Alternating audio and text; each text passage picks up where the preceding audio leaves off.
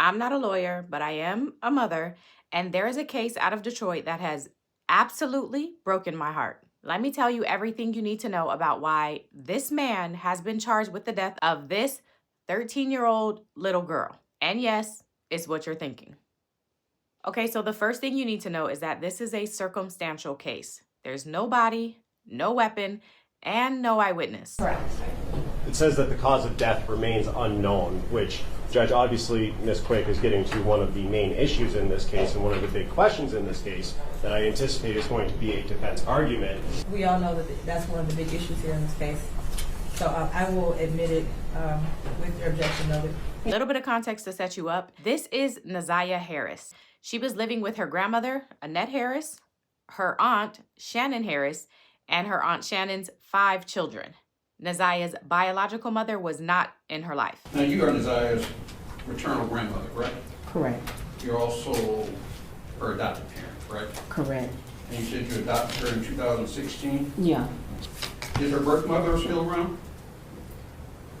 She is. Okay. Does she have a relationship with her? No. She doesn't have any type of relationship, no contact with her that you know of? Well, let me say this. I don't deal with my daughter, so she really didn't have no contact with Naziah like that. She only came around now and then. Now, the father of Aunt Shannon's 5 children is this man, 41-year-old Jarvis Ramon Butts. Do you have any children? Yes. How many kids do you have? 5. And do all your kids have the same dad? Yes. Who's their dad? Jarvis Butts. Jarvis has apparently like 13 kids. He works as a mechanic and he owns an auto body shop with this man whose name is Cordell Wright, aka King. And this body shop that the two own and work at is not too far from where Naziah lives with her grandmother. Police say that on January 9th, 2023, Naziah gets off her school bus, but instead of heading home to her grandmother's house, she instead heads toward Jarvis's shop.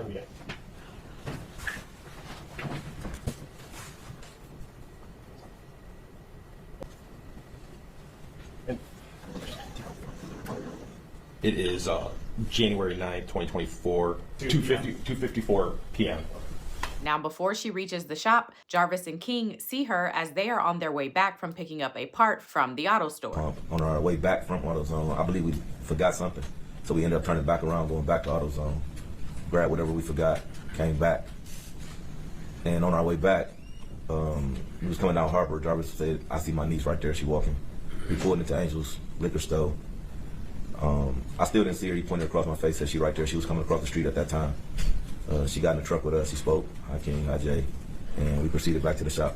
We started working on the Jaguar, putting the parts back on. Now, multiple people testify about seeing a little girl with Jarvis on January 9th, the day she went missing, including Jarvis's own sister, who brought her car up to the shop that day. And what's the reason that you went and talked to Detroit police? I had reason to believe that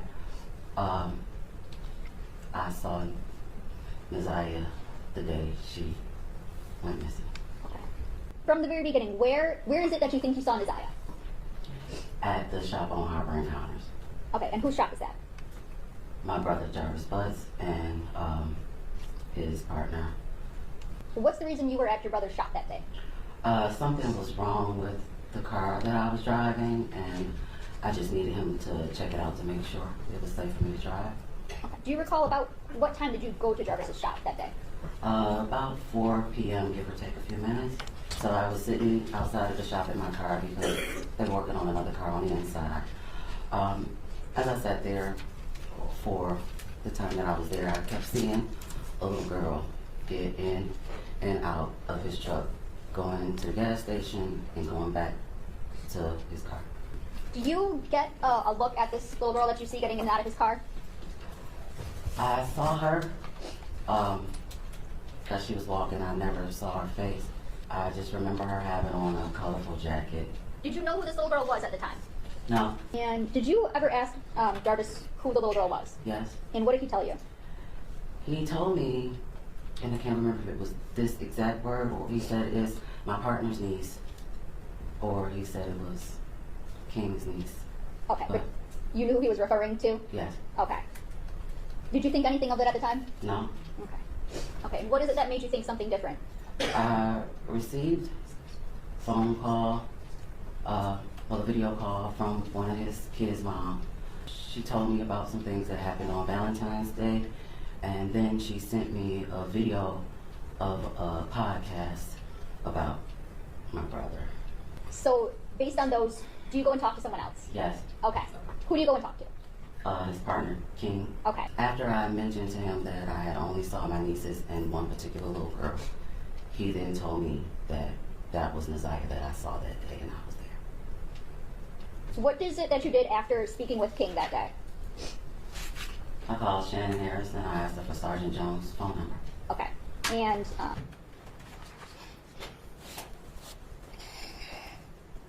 Whew. So again, January 9th is the last time that anyone's seen or heard from Naziah, and Jarvis is the last person that she is confirmed to have been with. Which leads me to the second thing that you need to know about this case, and that is, while the case is circumstantial, the circumstances are pretty strong. This picture of Naziah was taken the day that she went missing. And pay attention to her glasses because it turns out Jarvis asked one of the mother of his children if he could borrow her car. But when he returned it, he left something in there. when is it that Mr. Butts borrowed your vehicle? January 9th. He called and asked if he can use my car to do something with his son. I didn't get home till about 9 o'clock, and he came to my house to pick Okay. my car up. Is that 9 a.m. or 9 p.m.? 9 p.m. 9 p.m.? When did Mr. Butts return with your car? The next morning. Was this normal, abnormal? No, not normal. Not normal? Okay. Did you notice anything in the back seat that was different? There was a pair of glasses that was left that my son was playing with at the time. I believe they were clear around the frame part. I don't know what the ends look like, but I do remember they were clear around the frames. Okay. So you're at the shop. You see your son playing with the glasses. You take them from him. Mm-hmm. Is that yes? Yes, I'm sorry. Okay. Now, tell me, what does Jarvis do? He snatched them from me and said those were his son's glasses. Okay. Police also looked into Jarvis's phone location data to track his whereabouts and conduct some searches along those lines to see if they can find anything connected to Naziah. And they did. As we did our workup and we're looking at different locations that Mr. Butts had been to, as we start breaking down the phone mapping a little bit more on Mr. Butts' phone, it kind of led us to 7 Mile and Berg. So 7 Mile and Berg, there is, it used to be a golf course, which is now shut down.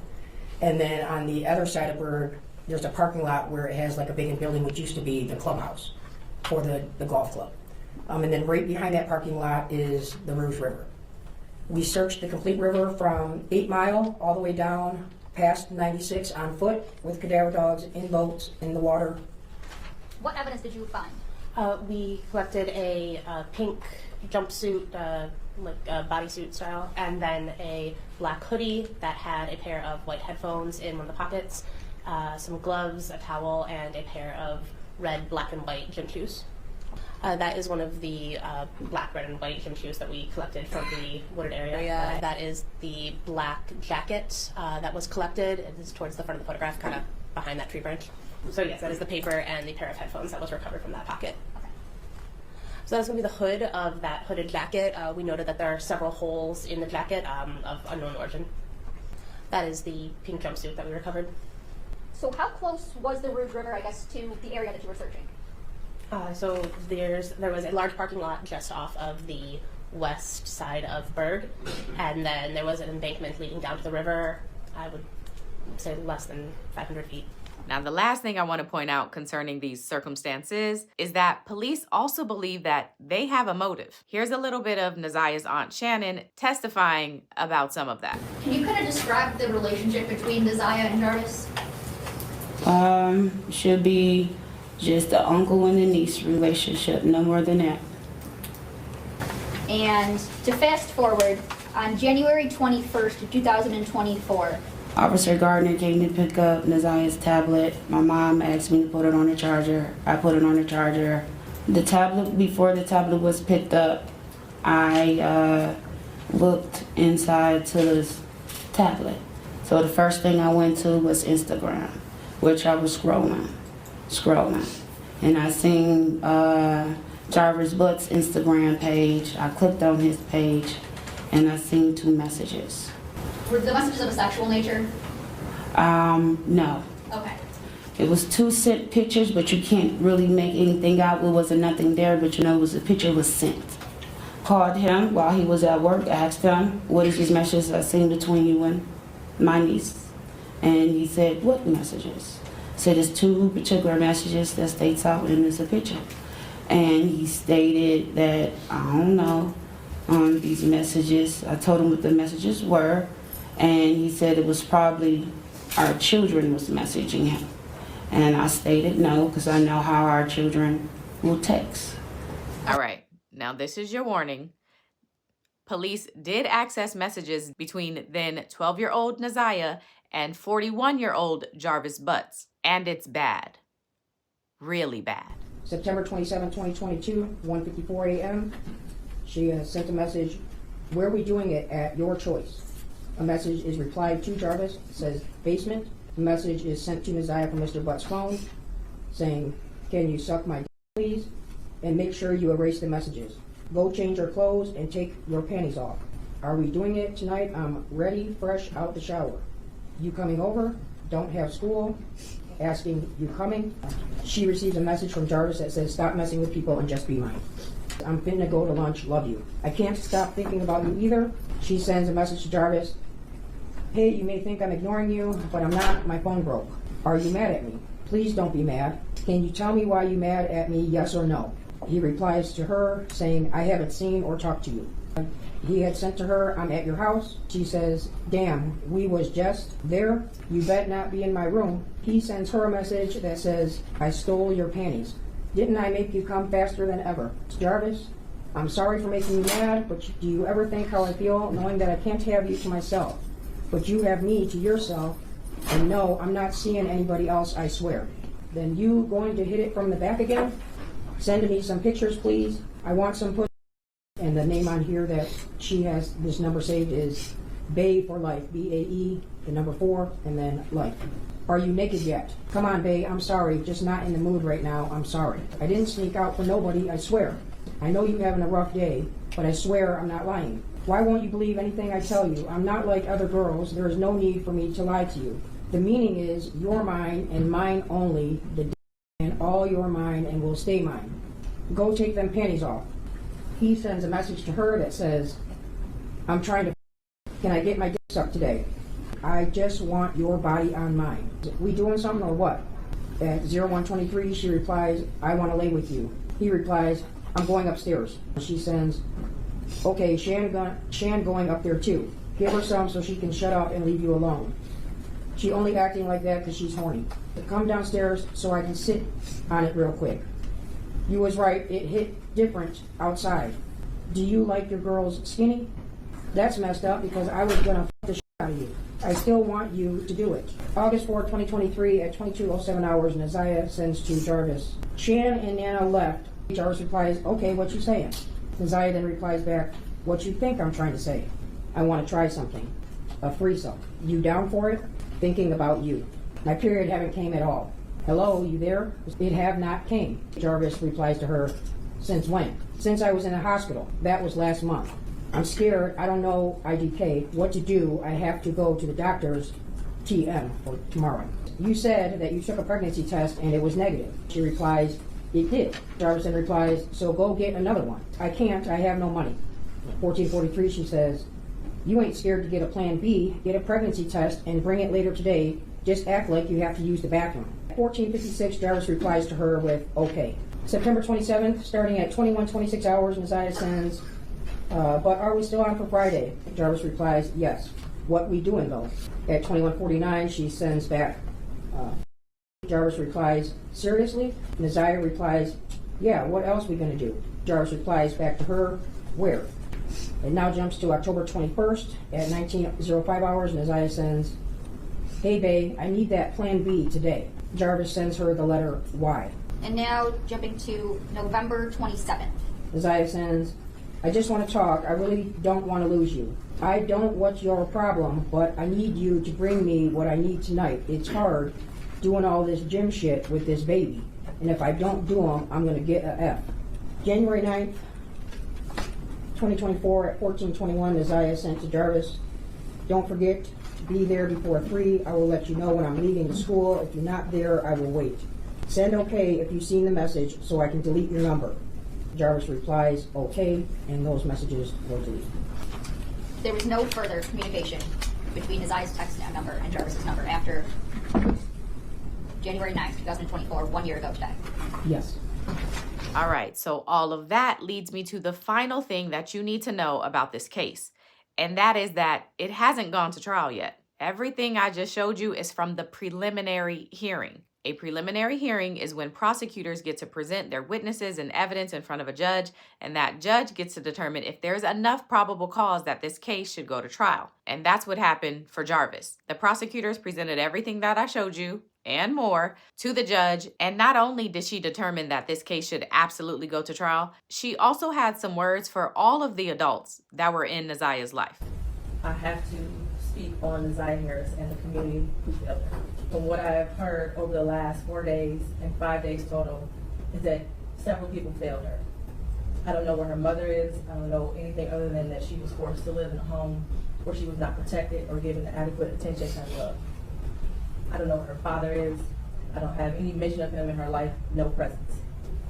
To Cordell, aka King, and all the men who saw Jarvis Butts hanging out and always around these young girls, including Naziah, and his 9-year-old daughter going up to the shop to clean up his shop. There's no mention of CPS, but I wonder what their involvement was over the years, because this was not just a 1-year thing. There are text messages at least from 2022. To her adoptive grandmother, Annette Harris, whose testimony, in my opinion, was very questionable. I understand why the people put her on the stand to establish Naziah's residence and the houses on Bedford and the regular routine, to establish also that Naziah was not a runaway child, that she was not a bad kid. But to always send those girls up there to clean up the shop raises questions. And how were there 2 women in the house who have birthed children themselves who did not notice that Naziah was pregnant, and I believe she was, and not having her period anymore? And what stood out the most was when Annette Harris stood on the stand, and she learned around 6 p.m. that Naziah did not come home from school, and said she looked around for her and decided to wait until the next morning to call the police. Without a tear, without emotion, or any expression of being devastated. And to her Aunt Shannon,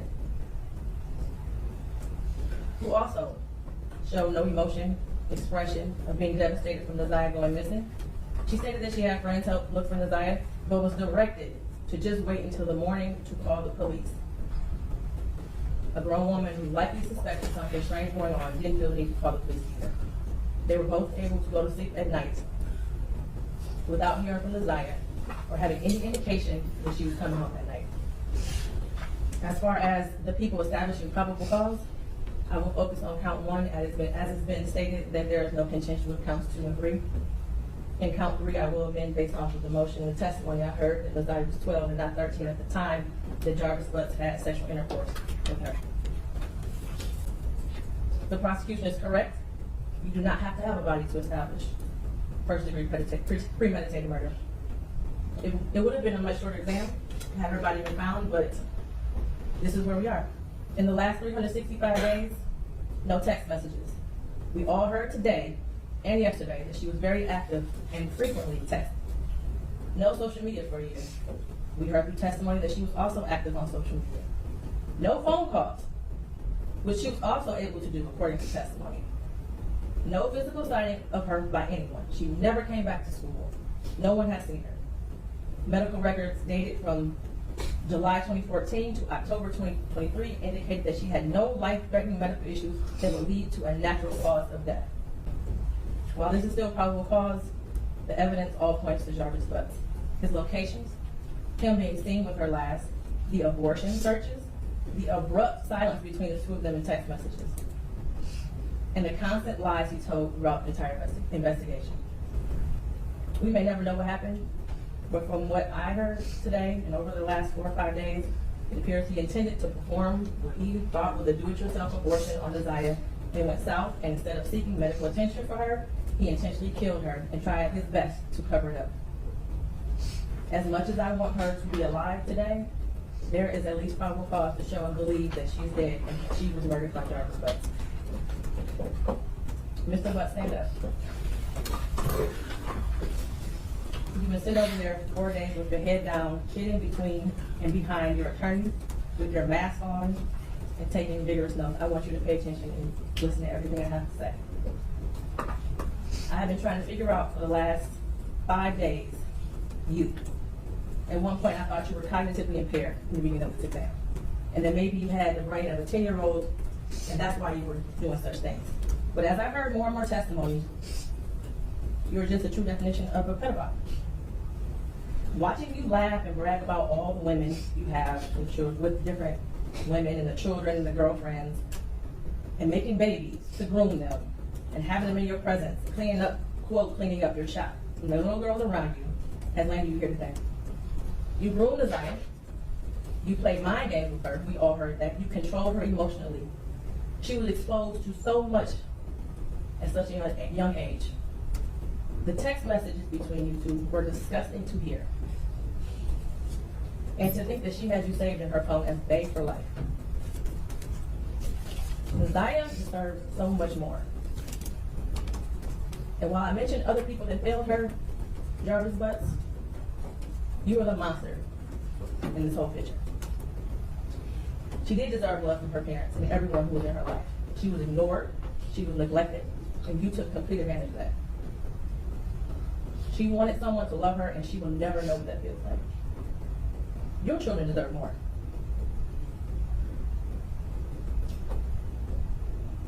As much as the defense counsel has raised issues on count one, all that has done is raise the question of fact for the trier of fact, which means that this will be for a jury or a judge to hear in Third Circuit.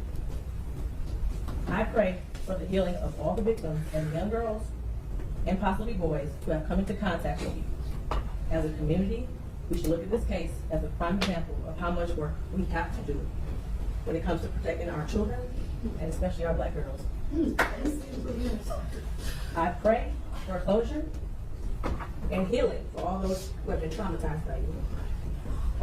And for you, Jarvis Butts, I wish you a speedy trial and that justice be delivered.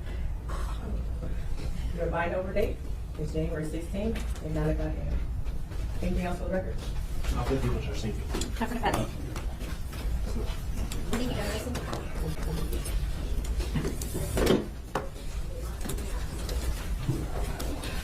Do the right thing and tell us where she's at, please. I'm sorry, Judge. Just do it, Jarvis. Where is she at, Jarvis? Just tell us. You don't cut it over your Stop it, bro.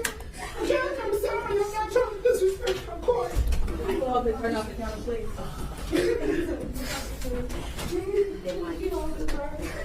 As well as